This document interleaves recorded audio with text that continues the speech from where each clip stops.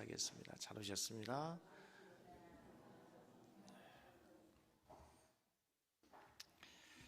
5월은 가정의 달일로 우리가 대부분의 교회들에서 지키고, 첫째 주일은 어린이 주일로 우리가 하나님께 예배합니다. 먼저 우리 교회에 속해 있는 우리의 귀한 어린 심령들, 어린 자녀들이 정말 이곳에서 하나님의 나라의 희망이 되고, 또 여러분의 가정의 자랑이 되고, 또 하나님 나라의 귀한 영광의 제목으로 잘 자라나는 축복의 전이 되기를 주님의 이름으로 간절히 축복합니다. 할렐루야. 우리 섬기는 교회가 위치하고 있는 송산 그린시티는 젊은 도시입니다.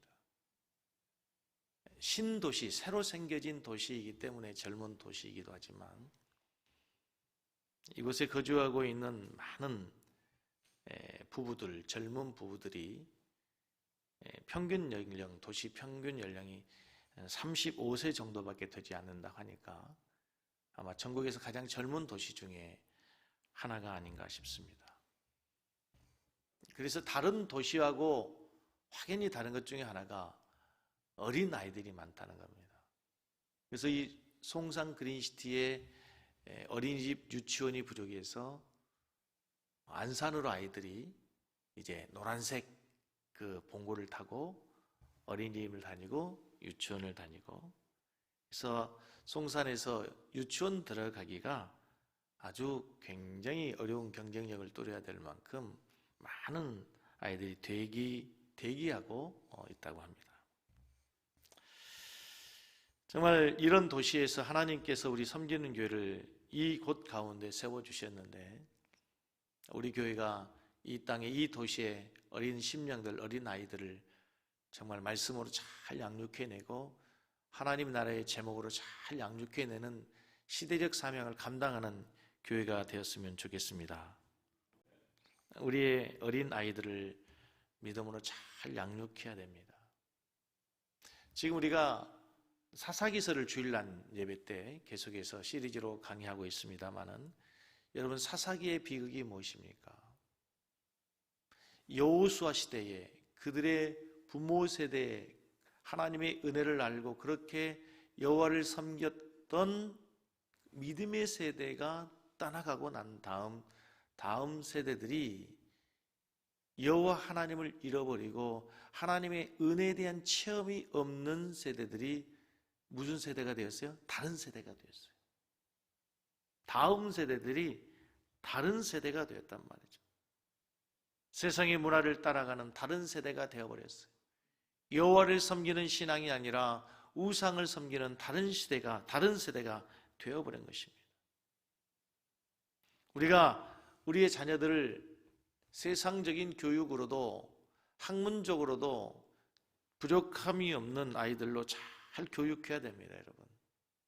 여러분, 구약 성경을 가장 많이 기록한 사람이 모세, 신약 성경을 가장 많이 기록한 사람이 사도 바울입니다. 왜 그랬을까요? 왜 모세가 가장 많은 성경을 기록하고 사도 바울이 가장 많은 성경을 기록하게 했을까요? 간단합니다. 그들만큼 당시에 학문적으로 준비되고 뛰어난 사람이 없었어요. 모세만큼 하나님의 말씀을 기록하기에, 모세의 오경을 기록하기에, 구약의 율법을 기록하기에 적절하고 준비된 사람이 없었어요. 사도 바울만큼 구약적인 배경에서 신약의 율법의 사람에서 복음으로 이제 예수 그리스도의 이 복음을 기록하기에 합당하고 적당한 사람이 없었다는 것입니다. 우리가 하나님께 쓰임받기 위해서, 하나님의 나라에 쓰임받는 제목이 되기 위해서 세상적으로도 학문적으로도 인격적으로도 잘 준비되어야 합니다. 그리고 그 가운데 더 중요한 것은 깨끗한 그릇이 준비되어야 됩니다. 아무리 귀하고 능력이 많다 할지라도 깨끗하지 않는 그릇을 사용할 수 없습니다. 그 그릇이 아무리 금그릇이고 은그릇이고 귀한 그릇이다 할지라도 더럽혀진 그릇을 하나님은 사용하지 않습니다. 우리 아이들이 하나님께 쓰임받고 세상적인 리더가 되고 이 땅 가운데 하나님의 교회에, 하나님의 나라에 선한 영향력을 발휘하기 위해서 이제는 영적으로도 잘 준비되는 우리 아이들이 되기를 간절히 소원합니다. 요즘에 가정이 참 아이들 때문에 고민이 많고, 정말 지난주에도 설교 시간에 제가 잠깐 말씀을 드렸지만 가정의 제일 어른이 아버지가 아니고 할아버지가 아니고 손자예요, 손자. 그 중에서도 이제 제일 집안에서 조심해야 되고 가정의 중심이 누구냐면 고3들. 어떤 집에 대학 입시에 떨어지고 재수 3수를 거쳐서 아주 장수에 들어간 아들이 하나가 있었습니다. 아이가 집에 와서 공부를 한다 그러면 온 집안 식구들이 얼마나 긴장한지 모릅니다. 말 한마디 하는 것도 조심스럽습니다. 집에서 절대로 떨어진다, 미끄러진다, 이 말은 절대 사용하면 안 됩니다. 밥을 먹는데 젓가락이 뚝 떨어지니까 아이고, 젓가락이 땅에 붙었네? 길을 가다가 할머니가 눈길에 쭉 미끄러지니까 아이고, 궁뎅이가 땅에 붙네? 미끄러지네, 떨어지네, 이런 단어를 절대로 금기어로 사용하면 안 됩니다. 가정의 자녀를 양육하다 보면 참 이것처럼 어려운 일이 없는 것 같아요. 목사를 하면서, 목회를 하면서, 자녀를 양육하면서 목회도 어렵고 자녀도 어렵고 세상에 쉬운 건 아무것도 없는 것 같아요.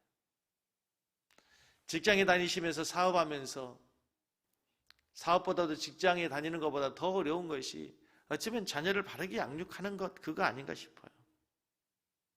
일평생의 숙제가 자녀 교육 같아요. 특별히 오늘은 어린이 주일, 하나님께서 각 가정에 주신 어린이들을 지혜로 어떻게 양육할 것인지, 그리고 교회에서 또 우리에게 맡겨진 셀에서 영적으로 어린 아이들을 어떻게 잘 섬겨서 장성한 그리스도의 분량에 이르는 성숙한 그리스도인들로, 성숙한 사역자들로 세워갈 것인지 하나님의 지혜를 구하는 시간이 되기를 간절히 원합니다. 100년 전만 하더라도 어린이라고 하는 이 아름다운 말이, 단어가 존재하지 않았습니다. 그 당시에는 옛날에 우리 부모님 세대들에서, 우리 할아버지 할머니 세대들에서 어린 아이들을 부를 때 어린 것, 소아, 이 정도로. 저기 전라도, 저기 경창도에서는 애들을 부를 때 애새끼 이렇게 부르기도 했어요.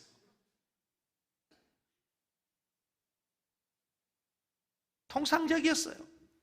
아이들이 아니고, 그런 얘기들이 욕이 아니고 그냥 일상적인 통칭이었어요. 그런데 1921년 일본 유학생 소파 방정환 선생님이 어리신 분, 어리신이라는 이름의 줄임말을 써서 어린이라고 부르기 시작했어요. 그리고 1922년 어린이날을 제정할 것을 선언하고 1923년 일제시대에 어린이를 위한 잡지, 어린이를 창간함으로 어린이를 새롭게 발견하는 운동이 펼쳐지게 됐습니다. 방정환 선생님이 90년 전 일본 제국시대에 이런 운동을 했던 것처럼 2000년 전 사도 바울이 오늘 에베소 편지를 쓸 때에, 에베소서를 쓸 때에 로마 제국시대의 어린이를 향한 시선, 관심, 대하는 태도,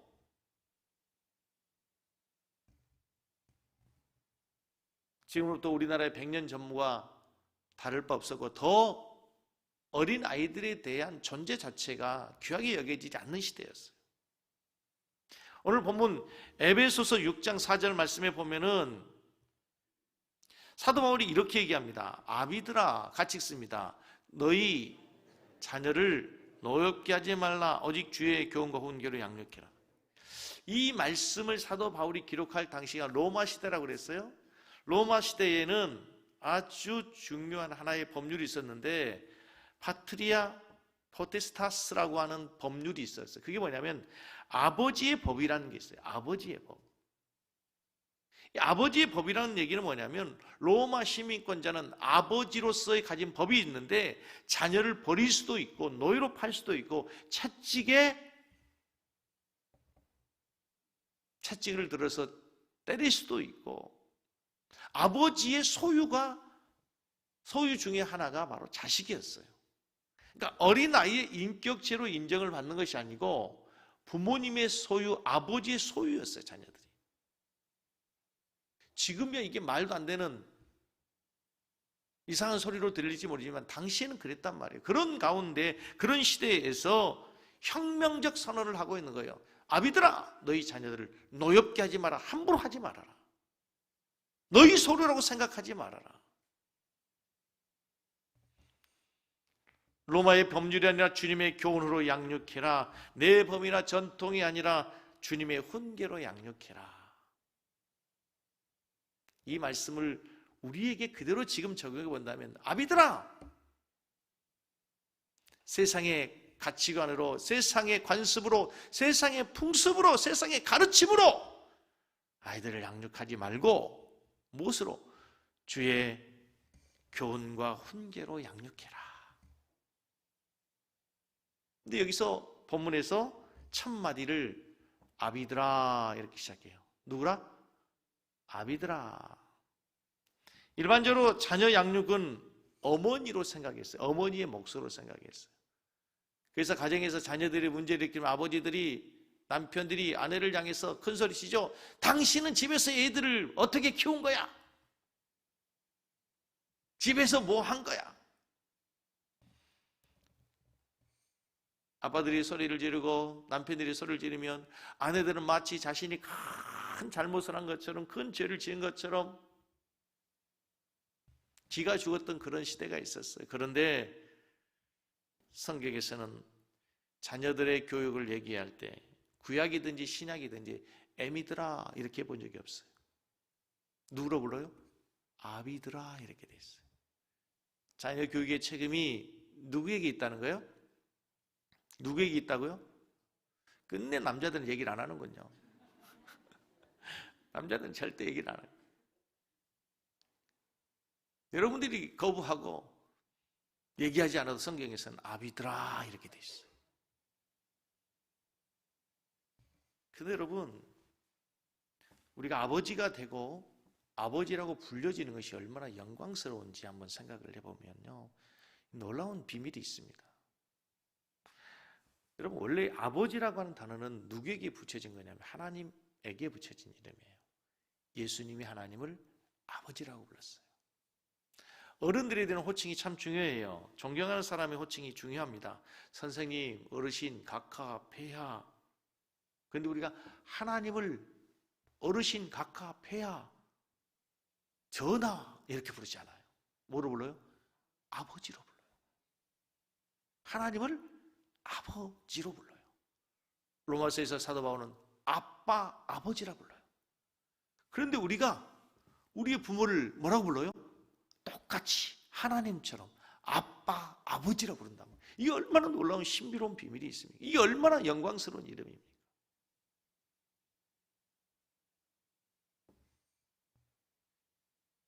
성령님이 오셨어요.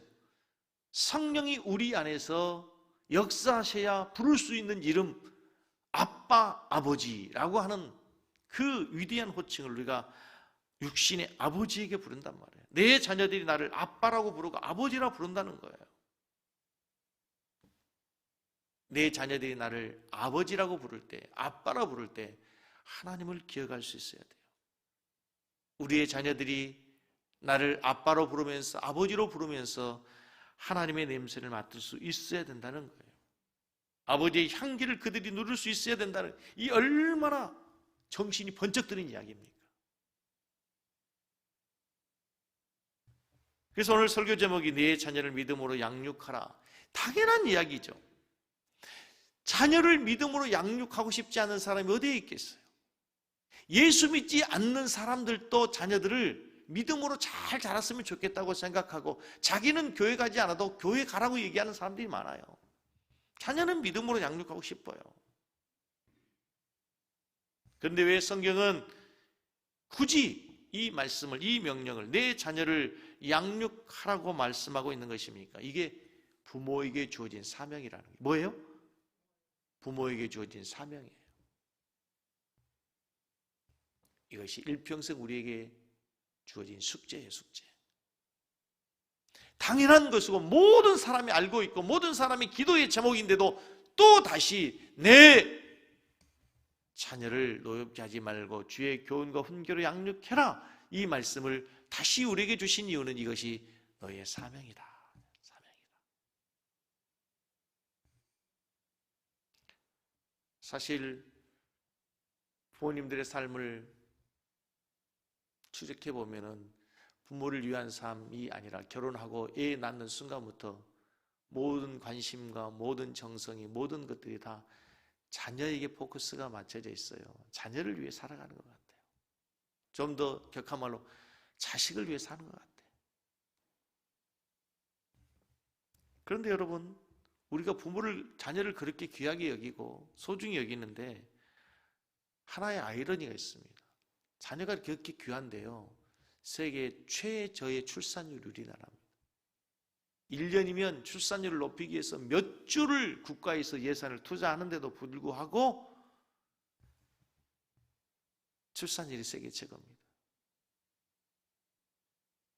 외국에서 인공수정 있죠, 뭐라고 그러죠, 불임하는 부부에게 이렇게 임신할 수 있도록 하는 그런 시술을 받으려면요 수천만 원이죠. 외국에서는 그거 하려고 얼마나 많은 사람이 애를 쓰고 얼마나 많은 돈을 투자합니까? 그런데 우리나라는 국가에서 그걸 다 대줘요. 이런 나라가 세계에 없어요. 그런데도 불구하고 출산율이 세계 최저입니다. 교육열은 세계 1위입니다. 한국의 교육열을 따라올 나라가 없어요. 유태인을 우리가 능가합니다. 유태인들이 우리의 교육열을 따라올 수 없는 시대가 됐어요. 아이들을 위해서요 가장 좋은 옷을 입힙니다. 먹이는 것도요 우유가 아니에요. 분유가 그냥 아니잖아요. 무슨 분유를 먹여요? 프리미엄 분유를 먹여요. 그냥 분유 안 먹인다니까. 부모들이 분유 고를 때요 다른 거 안 봐요. 비싼 가격표 보고 골라요. 비싸야 내 새끼는 다른 건 몰라도 나는 싼 건 먹고 나는 그냥 김치찌개 먹어도 내 자식, 내 새끼는 최고의 좋은 것을 먹여요. 아버지, 어머니는 길거리표 입어도요 애들 교회 와서 입고 다니는 애들 옷들을 보고 신발들 보면요 다 메이커 입고 다닙니다. 다 메이커 신고 다녀요.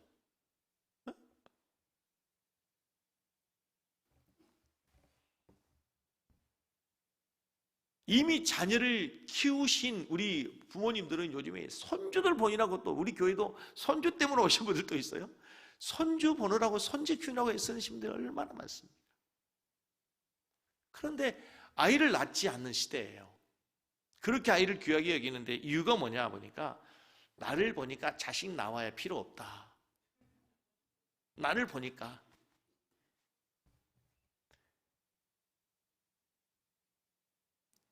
인터넷으로 가면 안 되는데 우리 큰딸이 이제 사귀는 그 남자 사위될 아들한테 무슨 얘기 하다가 너는 이 다음에 아들 날래 딸 날래 했더니 저는 앞으로 이 다음에 절대 아들 안 낳을 거예요. 왜 안 낳? 자기를 보니까 아들 필요 없대.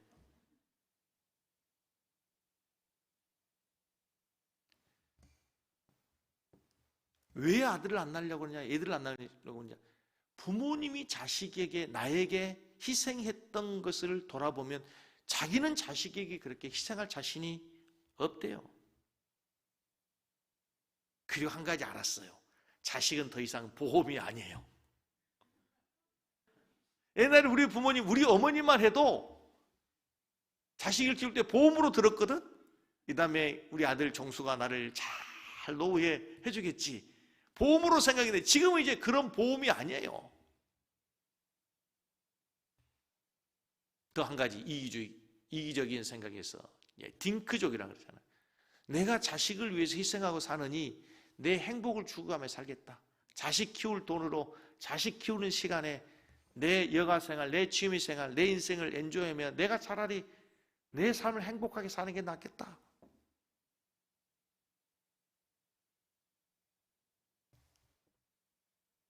우리 부모님들이 우리 자식을 위해서 얼마나 그렇게 희생하며 삽니까?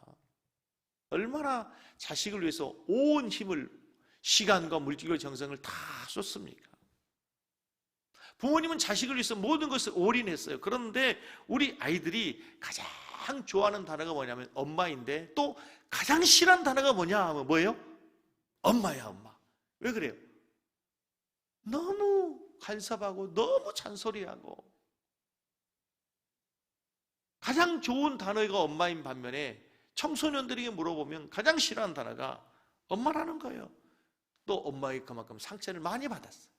왜? 엄마의 소유처럼, 엄마의 욕심으로 내가 이루지 못한 꿈을 자식을 통해서 대리만족을 하려고, 자식의 생각은 상관없이 부모님의 의지로 아이들을 푸시하고 교육하다 보니까 자녀들은 너무 힘든 거예요. 이제 어린이 주일을 맞이하면서 정말 우리가 우리의 자녀들을, 우리 교회의 우리 다음 세대들을, 여러분의 손자 손녀들을 우리가 어떻게 키우는 것이, 잘 키우는 것인지 이 시간 본문 말씀을 통해서 다시 한번 잘 고민하고 생각하고 하나님의 음성을 듣는 시간이 되기를 주의 이름으로 간절히 축복합니다. 우리 자녀를 어떻게 양육해야 될까요? 성경에서는 세 가지 원칙이 나오는데, 첫째, 자식을 뭐하지 마라? 노엽게 하지 마라. 함부로 하지 마라. 내 소유 아니다. 함부로 하지 마라. 부모님의 감정에 의해서, 부모님의 기분에 의해서, 뜻에 의해서 함부로 아이들을 다뤄서 노엽게 하지 말아라. 두 번째가 뭡니까? 주의 교훈으로 양육해라. 오늘은 두 번째, 주의 교훈을 양육해라. 세 번째, 훈교를 양육해라. 이 두 가지에 대해서 우리가 직접 살펴볼 텐데요. 주의 교훈으로 라는 얘기는 주님의 훈련이라는 뜻이에요. 트레이닝해라, 트레이닝해라. 잠언서 22장 6절 말씀이 이렇게 되어 있어요. 마땅히 행할 길을 아이에게 가르치라. 가르치라 했을 때라는 이 가르치라라고 하는 단어도 영어로 보면 트레이너에 대해서 훈련시켜라. 믿음의 자녀들은 저절로 되는 게 아니에요. 믿음의 자녀는 어떻게 해야 돼요? 훈련해야 돼요. 트레이닝해야 돼요. 신앙은 절로 되는 게 아니에요. 신앙이는 저절로 만들어지는 게 아니란 말입니다. 우리 자녀들이 믿음의 자녀로 바르게 자라기 위해서 훈련해야 돼요. 훈련해야 돼요. 예배 드리는 것이 저절로 되지 않아요. 바른 자세로 예배 드릴 수 있도록 훈련해라. 기도하는 것 저절로 되지 않아요. 가정 예배를 드리면서 기도를 시켜보는 거예요. 자, 오늘은 엄마가 기도하고, 내일은 아빠가 기도하고, 그 다음에는 우리 아이가 기도할까? 아니면 돌아가면서 기도하는 거죠. 엄마가 기도하고, 딸이 기도하고, 마지막 아들이 기도하고 마지막 마무리를 아빠가 하는 거죠. 기도를 시키면서 훈련하는 거예요. 그래서 애들이 기도를 시켜보면 집에서 기도해보는지 안 해본지 금방 알 수 있잖아요. 훈련해라, 훈련해라. 겨우 기도하는 것이 그냥 밥 먹을 때 잠깐 눈 감았다 3초 감았다 뜬 게 그게 기도가 아니고, 그 아이들이 그때 그 짧은 기도 시간에 무슨 기도를 하겠어요. 그냥 형식적으로 눈 감았다 뜨는 거지. 구체적으로 뭐 해라? 훈련해라, 훈련해라. 말씀 보는 것 훈련하지 않으면 말씀 보아지지 않아요. 우리 청년부에서 참 좋은 프로그램을 하더라고요. 말씀 트래킹 해가지고 성경을 일독할 수 있도록 훈련하는 거예요. 훈련해야 돼요. 저절로 되는 게 어디 있습니까?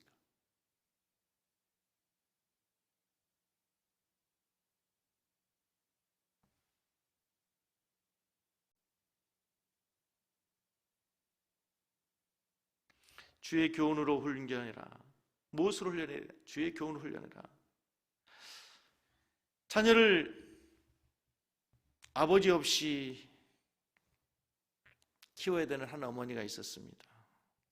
아버지 없이 자란 아들을 바라볼 때마다 어떻게 내가 아이를 주님의 뜻대로 주님의 비전과 목적에 맞게끔 양육할 것인가 늘 하나님께 기도하면서 지혜를 구하는 어머니가 있었어요. 그 아들의 이름은 록펠러입니다. 10가지 주의 교훈 지침을 만들어서 이 아이에게 양육하기 시작합니다. 록펠러 미국이 낳은 최고의 갑부, 가장 멋있는 부자, 부자였다는 것보다 중요한 것은 그가 멋있는 부자 중에 한 사람, 왜 돈을 벌어야 되는지 세상의 모든 사람들에게 삶으로 보여주는 사람, 벌었던 돈을 어디 어떻게 써야 되는지 알았던 사람. 그래서 미국 백인 사회에서 그의 어머니의 양육의 가르침을 따라서 자녀를 양육하기를 기뻐하는 10가지의 지침이 있어요. 여러분 잘 아는 이야기예요. 여러 번 들었을 거예요. 그런데 오늘 이 어린 주에 다시 한번 여러분의 자녀들을 그렇게 양육하고 있는지, 그렇게 가르치고 있는지 다시 한번 점검해 볼 필요가 있어요. 아니, 목사님 그거 아는 건데요. 교육은 반복이에요. 반복. 교육은 반복이에요. 첫 번째 록펠러 어머니가 가르쳤던, 교육했던 첫 번째 신앙의 지침이 뭐였습니까? 하나님을 친아버지로 섬겨라. 그 아버지가 복을 주신다. 하나님을 누구로 섬겨라? 친아버지처럼 섬겨라. 그분이 복을 주신다. 그분 멀리하면 안 된다. 친아버지처럼 더 가까이서. 따라서 하겠습니다. 하나님을 친아버지로 섬겨라. 여러분 자녀들에게, 손자들에게 가르치세요.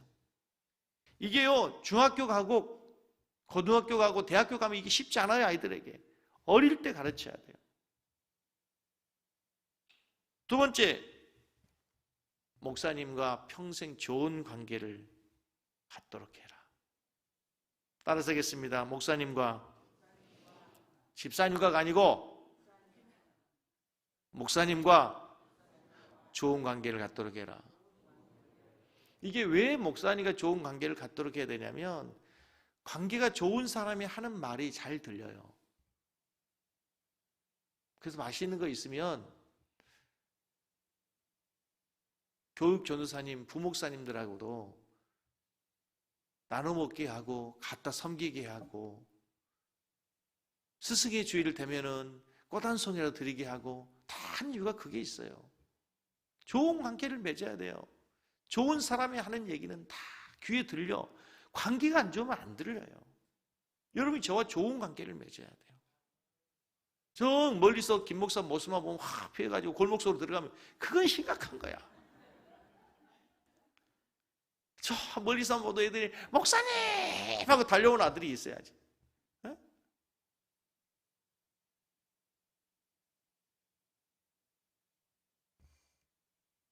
그냥 하는 얘기가 아니고 여러분 참 너무 중요한 얘기예요. 이게.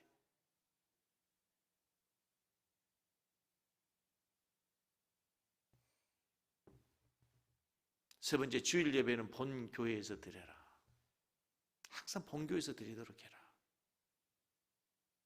요즘에 이제 이 인터넷 예배로 드리는 것이, 비대면 예배 드리는 것이 우리 일상이 되어버려가지고 참 이게 깨져 있는데, 여러분 지금 시국은 어쩔 수 없는 전염병이 창궐하는 시대이기 때문에, 비상사태이기 때문에 어쩔 수 없지만, 여러분 코로나 끝나고도 집에서 예배 드리면 안 돼요. 본 교회 와서 예배를 드리도록 하세요. 본 교회에서 예배를 드리는 것을 원칙으로 하세요. 가정에서 예배 드리는 그것은 지금은 어쩔 수 없는 시국이니까.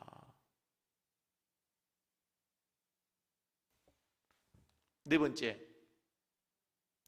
평생 11조 주머니를 준비하고 먼저 그것을 채워라. 할렐루야. 이거 어릴 때부터 가르치세요.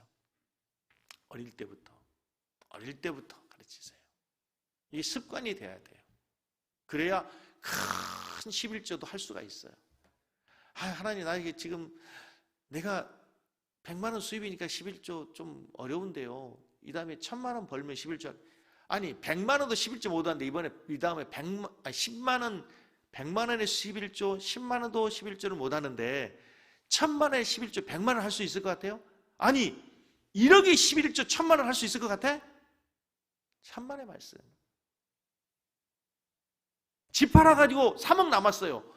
3천만 원 11조 하기 쉬울 것 같아요? 10만 원 못하는데 택도 없는 소리. 이게 표준말은 아니죠. 어림없는 소리 못해요. 우리 교회에서 내가 한 사람 봤어요. 아파트 봐서 11조 한 사람, 한 사람 봤어요. 한 사람인지 두 사람인지 정확하지 않은데 수없이 팔았을 텐데 한 사람인가 두 사람인가 본 것 같아. 못해요. 왜? 훈련이 안 돼 있거든. 저는 할 수 있을 것 같아요? 못할 것 같아요? 아니 확신이 없어요? 나는 아파트가 없어서 못하지만 나는 해요. 난 헌금한 것처럼 기쁨이 없어요. 진짜 기분이 좋더라고요. 왜 못합니까 여러분? 그만큼 많이 주셨는데. 근데 그게 안 된다니까, 훈련이 안 되면. 어릴 때부터 해야 돼. 어릴 때부터.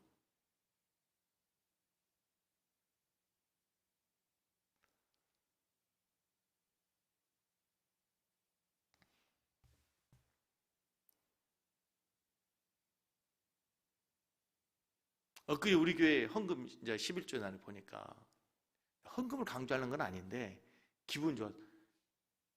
누가 헌금을 많이 했더라고요, 보니까. 근데 그 11조를 왜 한지 내가 알잖아. 아, 하나님 얘를 축복해 주시면 좋겠구나 생각이 들더라고요. 아, 얘가 믿음이 있는 애구나.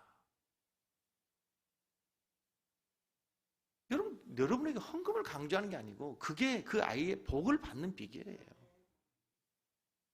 하나님은 여러분의 푼돈에 관심 있는 분이 아니에요. 여러분이 11조 안에서 섬기는 교회는 돌아가요. 하나님의 교회를 하나님의 책임을 지지요. 나는 그런 믿음이 있어요. 그럼 목사님 내가 안 하면 목사님 할 수 있어요?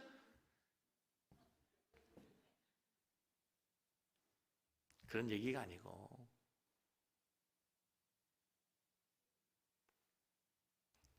다섯 번째, 아무도 원수를 만들지 말아라. 중요해요. 살면서 사회생활에서도 교회생활에서도 원수 만들지 마세요. 여섯 번째, 아침에 내가 세운 목표와 비전을 위해 기도해라. 아침에 너 인생의 목표를 위해 기도해라. 일곱 번째, 반대로 잠자리에 들기 전에 반드시 하루를 반성하고 기도해라. 피곤해서 그냥 쓰러져 주무시지 마시고 하루를 돌아보고 기도해라. 여덟 번째, 아침 밥 먹기 전에 꼭 하나님 말씀을 읽어라. No Bible, no breakfast. 아홉 번째, 남을 도울 수 있으면 기쁨으로 도와라. 남을 도울 수 있을 때. 열 번째, 예배 시간에 꼭 앞자리에 앉아라. 여러분, 비행기 타면요, 퍼스트 클래스가 있고 비즈니스석이 있고요, 그러니까 이코노믹석이 있어요. 좋은 자리는 앞자리에 있어. 앞자리. 예배 자리에 저도 앞자리가 좋다고 생각해요. 왜냐하면 아무래도 앞자리가 집중하기 좋아요. 목사와 얼굴도 컨택하면서 표정도 느끼고 저기 뒤에 계시면 보이지도 않아. 안내원들이 어쩔 수 없지만 나 설교 때 앞에만 보고 설교해야 되겠어. 앞에만 보고 이렇게.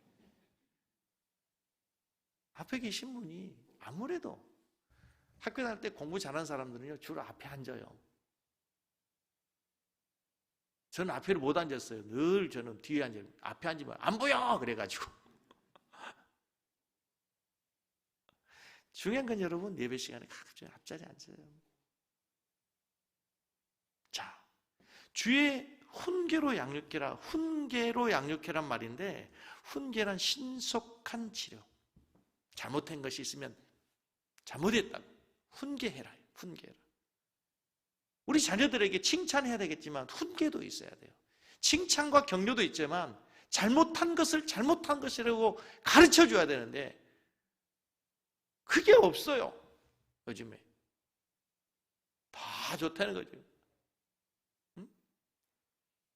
할아버지 수염 잡고 흔들어도 아이고 내 새끼 귀엽다고 그거 아니라고 해야지.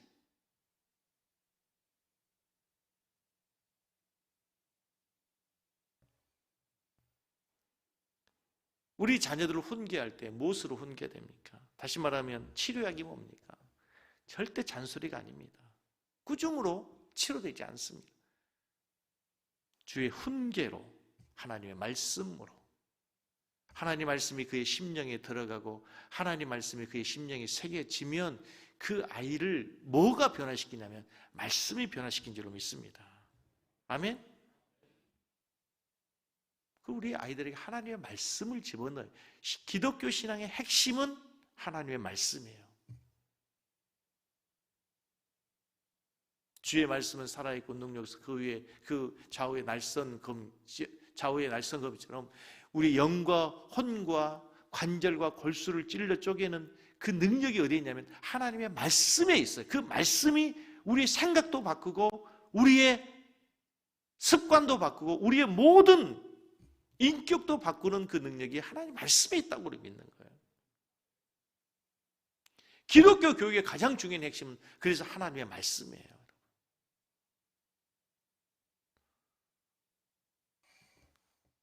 우리 자녀들 교육에 있어서 가장 중요한 것은 우리 자녀들의 마음 상태는 백지 상태와 같아요. 백지 상태. 태어날 때 아이는 다 백지로 태어나요.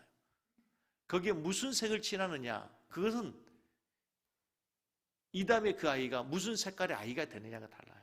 다른 말로 무슨 색을 칠한다는 건 그 아이가 태어나서 무엇을 보느냐, 무엇을 듣느냐, 무엇을 경험하느냐에 따라서 달라요.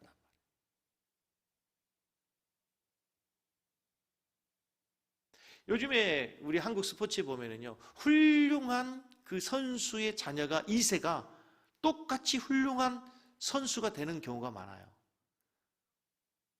우리 시대에 참 야구 잘했던 기아 타이거즈의 바람의 아들 이종범 좋아했어요. 근데 그 이종범 선수의 아들이 지금 한국 야구를 주름잡아 이정우라고 하는, 송진우 선수라고 하는 유명한 투수의 아들이 또 프로야구에서 아주 뛰어나게 있어요. 그 선수의 아들이 좋은 선수가 되는 게 두 가지 이유가 있어요. 첫째는 아버지의 좋은 DNA를 받은 거죠. 그리고 어릴 때부터 늘 아버지가 볼 던지는 거, 볼 치는 걸 보면서 자라기 때문에 그렇게 될 수밖에 없어요. 연예인, 가수의 아들이, 연예인 자녀들이 연예인이 돼요. 왜? 어릴 때부터 보고 자란 게 그거니까. 여러분 잘 아는 악동 뮤지션이 제가 친하게 지내는 선교사님의 친구의 아들이에요. 딸이에요. 늘 아버지가 찬양하면서 기타로 찬양하고 하면서 그걸 노래를 듣고 배우면서 아이도 기타를 배웠어요. 자기가 스스로 기타를 연주해보면서 작곡이 시작되고 또 좋은 어떤 생각이 들면 그 작사를 가지고 노래를 만들면서 훌륭한 가수가 되는 거예요. 영적인 세계도 마찬가지예요. 우리 아이들에게 무엇을 보게 하는가, 무엇을 경험하게 하는가 대단히 중요해요. 지금 아이가 무엇을 보았느냐, 무엇을 들었느냐, 그게 10년 후, 20년 후에 그 아이예요. 그런데 우리 아이들에게 있어서 가장 많은 영향을 미치는 게 뭐예요? TV예요, TV. 우리 자녀들이 태어나서 TV와 있는 시간이 얼마나 많습니까?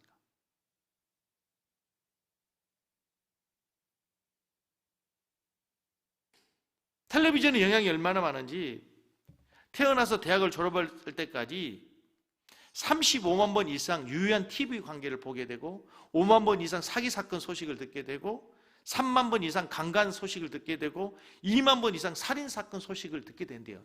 TV를 통해서. 텔레비전 영향이 얼마나 큰지 아이들에게 영어 알파벳 T 다음에 뭐야? 그러면 V 그런다는 거죠. 하도 TV를 하면 이거 T 그 다음에 여러분 중에서 T 다음에 뭐예요? 그럼 V 여러분도 나오잖아. 우리 자녀들에게 지금 가장 많은 영향력이 뭐냐면 TV 매체예요. SNS 매체란 말이에요. 아이들이 하루 종일 이거 들고 있어요. 여러분 자녀들 핸드폰에 큐티 어플이 깔려있고 성경 어플이 깔려있는 확인 한번 해보세요. 한 번쯤 볼 수 있도록 확인해 보세요.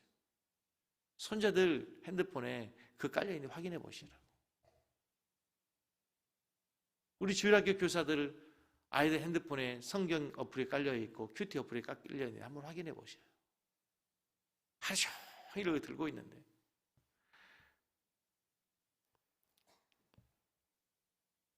설교가 길어졌는데요. 자녀 교육에 대해서는 참 누구도 장담할 수 없죠. 누구도 장담할 수 없어요. 저도 자녀 교육의 숙제가 아직도 끝나지 않았어요. 아직도 멀었어요. 제가 자녀를 기르는 우리 부모님들에게 그리고 할머니, 할아버지들에게 한 가지 실제로 있었던 저희 친구 이야기 하나 드릴게요. 마지막에 바로 신도원 동교회 중에 사모님 일찍 소천하고 목사님도 소천하신 분이 계세요. 그런데 아이들이 참 바르게 잘 자랐어요. 큰딸은 의사가 되었고 남자아이는 우리가 말하는 일명 스카이를 나와서 인류대를 나와서 좋은 회사를 다니고 있어요. 그런데 그 가정에 이런 스토리가 있어요. 아들이 너무 집중이 안 되는 거예요. 너무 부잡한 거예요. 아버지가 교육전도사인데 이 아이 때문에 예배가 안 돼. 조그만 교회 전도사님이었는데 설교하고 있으면 가서 마이크 막 잭 뽑고 기도하고 있으면 막 돌아다니면서 뛰어다니고 도대체 집중이 안 되는 거예요. 이 아이가 덕이 안 되는 거죠. 여기저기 수근수근거리죠. 전도사님 애들이 왜 그래? 그런데 어느 날 보니까 이 아이가 돌아다니고 뭐 하고 그러면서도 다 들어요. 그런 가운데서 이 어머니가, 사모님이 이 아이를 어떻게 해야 되나 하나님께 기도하다가 지혜서인 잠언서를 읽게 했어요. 엄마랑 같이. 그리고 잠언서를 한 달이면 읽잖아요. 읽고 나서 그 다음부터는 며칠에 한 번씩 잠언서 한 장을 암송하기로 했어요. 암송하게. 계속 엄마랑 같이 암송하기 시작했어요. 근데 놀라운 사실은 이 암송을 하면서 일주일 걸렸던 게 5일, 4일, 3일, 2일 암송의 속도가 빨라지는 거예요. 1장을 암송하고 2장을 암송하고 암기력이 훈련되는 거죠. 암기를 어느 순간에 하루에 한 장을 암송해야 잠을 잘 수 있다는 룰을 정했어요. 그러니까 이 아이가 이제 어떻게 집중하겠죠. 빨리 자야 되니까. 이걸 숙제를 맡고 해야 되니까 이 아이가 하루에 한 장을 암송하기 위해서 이가 집중하기 시작하는 거예요. 잠언서 1장, 2장, 3장, 4장, 5장, 6장, 10장을 암송하면서 이제 이게 어떻게 하다 보니까 주일학교에서 잠언서를 암송하는 시간을 앞에 나와 암송을 하겠어요. 교회에서 그렇게 문제아가 맨날 그냥 시끄럽게 예배 시간에 떠들고 돌아다니고 하던 애가 암송하는 걸 보고 선생님 깜짝 놀라고 박수치면서 확 쓰다듬으면서 어떻게 너 그렇게 신기하게 성경 암송을 암송할 수 있었냐고 칭찬해 주고 이 아이가 막 더 기분이 좋아가지고 그래서 암송 전체를 다 암송했어요. 그래서 주일 난 예배 후에 오후 예배 때 담임 목사님이 그걸 알고 잠언서 전체를 암송을 시켰어요. 이게 소문이 나가지고 전국 교회 다니면서 암송을 했어요. 잠언서를. 둘째 아이가 자존감이 높아지기 시작했어요. 점점 집중력이 생기고 책을 가지고 읽는 시간이 늘어나기 시작했어요. 그것을 보면서 자연스럽게 누나도 공부하기 시작하고 암송하는 그걸 보면서 책을 보고 얘도 집중하기 시작했어요. 그래서 누나는 공부를 잘해가지고 안산 동산고등학교 나와서 의대를 가서 좋은 의사 선생님이 됐고 이 아이도 그렇게 되는 거예요. 지금 무엇을 얘기하는 그 아이가 의사가 됐고 뭐 인류대를 갔다 하는 얘기를 하려고 하는 게 아니라 이 아이의 교육의 방법에 하나님의 말씀이 들어가니까 여러분 자녀들에게 성경 한 장 읽으시고 시편 1절이라도 시편 1편이라도 암송하게 하고 20편 암송하게 하고 잠언서 암송하게 하고 암송하면서 지혜도 생겨지고 집중력도 생겨지고 잠언서 1장 7절을 말씀을 읽고 하나님의 말씀을 맺겠습니다. 여호와를 경외하는 것이 지식의 근본이거늘 미련한 자는 지혜와 훈계를 멸시하느니라. 우리 아이들에게 가르쳐야 될 가장 중요한 지식의 근본이 무엇입니까? 여호와를 경외하는 것입니다. 그게 되지 않고 그 어떤 교육도 다 무용지물입니다. 우리 섬기는 게 우리 자녀들에게 정말 여호와를 경외하는 바른 신앙을 가르칠 수 있는 우리 성도들 다 되시길 주의 이름으로 간절히 축복합니다. 우리 찬양하고 준비하신 예물을 하나님께 드리도록 하겠습니다. 너는 담장 너머로 보든